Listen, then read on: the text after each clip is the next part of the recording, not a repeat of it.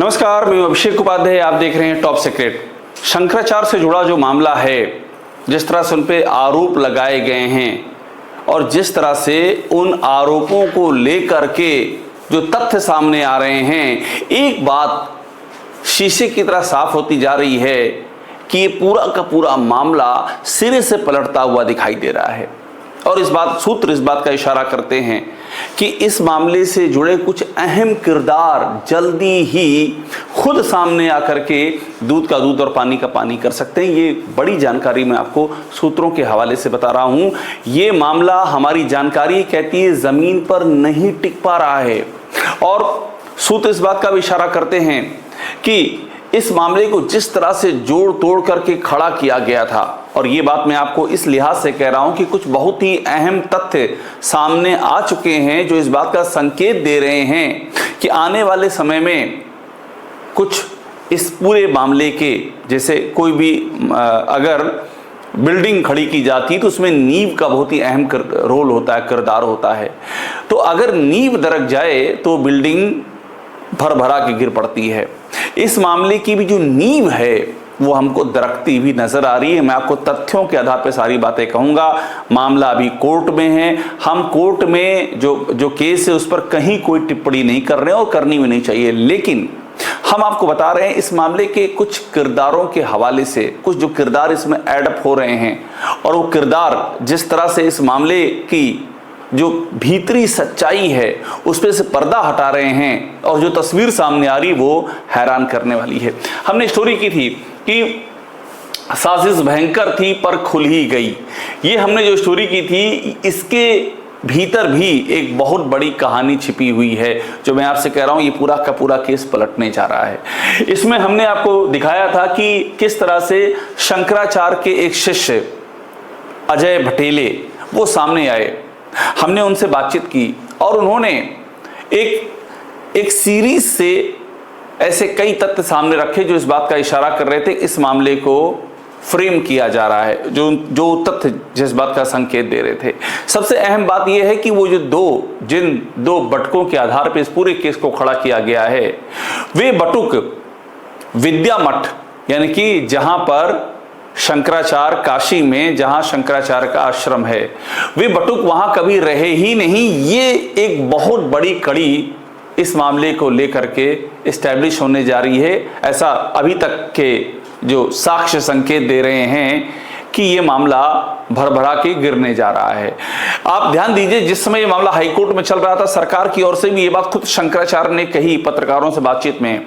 सरकार की ओर से भी एएजी वो जो पेश हुए, उन्होंने क्लियर ये बात वहां पर मानी कि ये दोनों ही बटुक ब्राह्मण ये काशी में शंकराचार्य के विद्या मठ में नहीं रहे। ये बात उन्होंने कही। हमने जो स्टोरी की थी, जिस तरह से ये आप देख रहे हैं, साजिश भयंकर थी पर खुली गई, तो मैं उन दो लड़कों को पहचानना और शंकराचार्य को फंसाना है।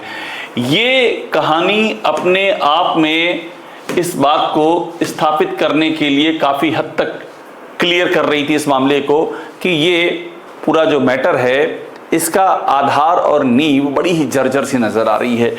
अजय भटेले को इनके पास बाकायदा कॉल रिकॉर्ड्स है, इनके पास मैसेज हैं किस तरह से आशुतोष ब्रह्मचारी ने कांटेक्ट किया, और टाइम जो मैच कर रहा है 23 और 24 जनवरी से लेकर के 23 फरवरी तक कंटिन्यूएशन में ये कहा कि इन लड़कों को तुम्हें पहचानना है। ये जो अजय भटेल ने हमको बताया, और शंकराचार्य को फंसाना है। क्योंकि मुद्दा यही है, अगर उन दो लड़कों का संबंध शंकराचार्य के आश्रम से एस्टैब्लिश नहीं हो पाया तो उनकी बात खोखली पड़ जाएगी। जो तमाम सारी बातें शोषण की कही जा रही हैं, वो जगह ही जहां पर कथित तौर पर यह आरोप लगाया जा रहा है कि जहां इस तरह की घटना घटी, जब उनका वहां कोई संपर्क ही नहीं रहा तो घटना फिर कहां घटी। तो ये पूरा का पूरा डिटेल अजय भटेले ने सामने रखा और पुलिस को भी भेजा है। हम आपको एकदम ताज़ी जानकारी बता रहे हैं, पुलिस के पास अजय भटेले के ये पूरे सारे साक्ष्य पहुंच चुके हैं। इन्होंने बाई पोस्ट भी भेजा, मेल भी किया, जो पोस्ट के साथ भेजा था वो पहुंच चुका है, और उसकी इंफॉर्मेशन भी अजय भटेले के पास आ चुकी है, और ये तैयार है कि पुलिस आए और मेरा मोबाइल फ़ोन ले जाए इसमें सब कुछ क्लियर है, आप जांच करेंगे मालूम पड़ जाएगा कैसे फ्रेमिंग की जा रही थी। इस बीच में एक डेवलपमेंट और हुई है जो बहुत ही ज़्यादा हैरान करने वाली है, और ये है आशुतोष ब्रह्मचारी का रुख।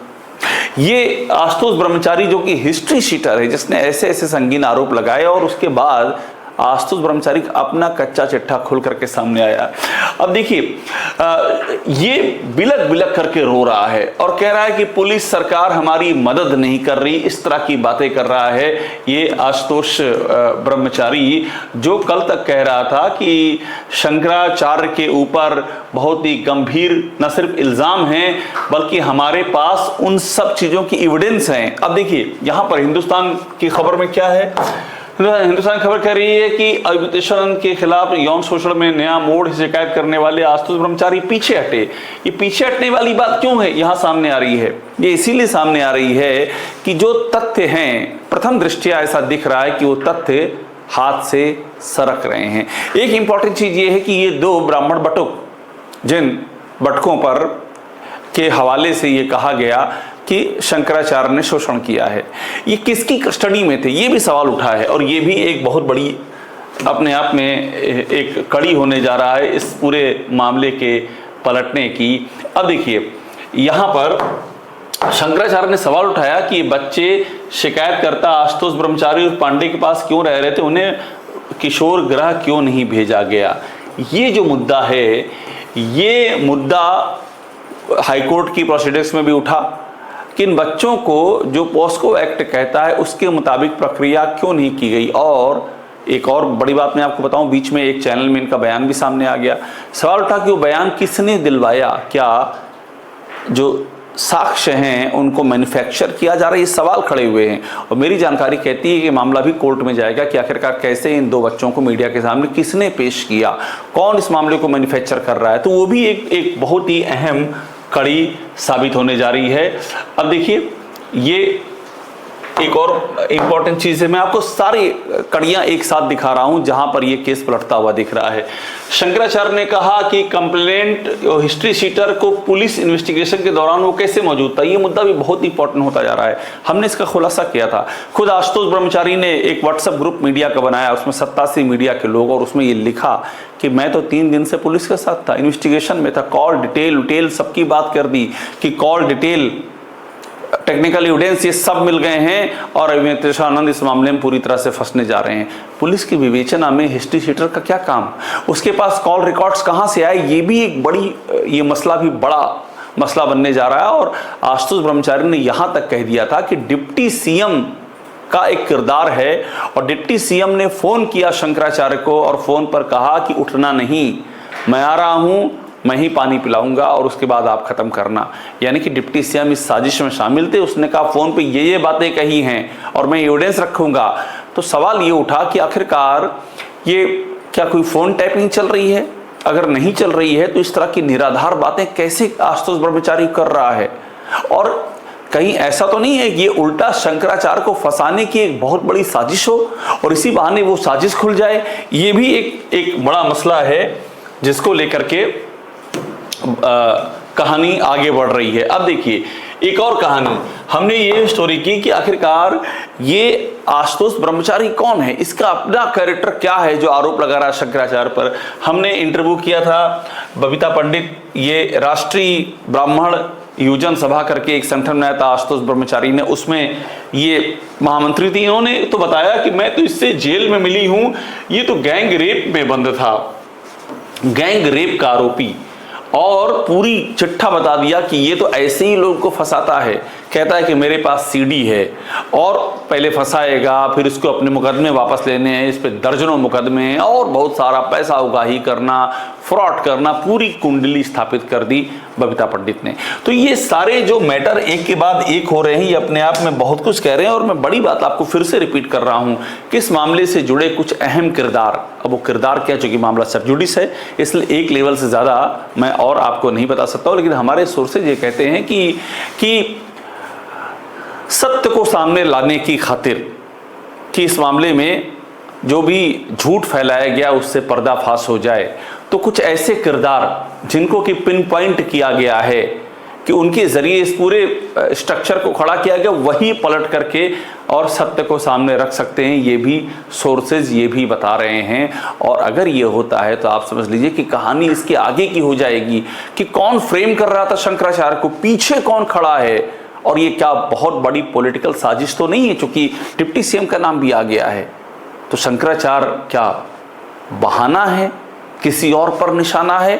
और आशुतोष ब्रह्मचारी क्या खुद इन्वेस्टिगेशन के दायरे में आ जाएगा?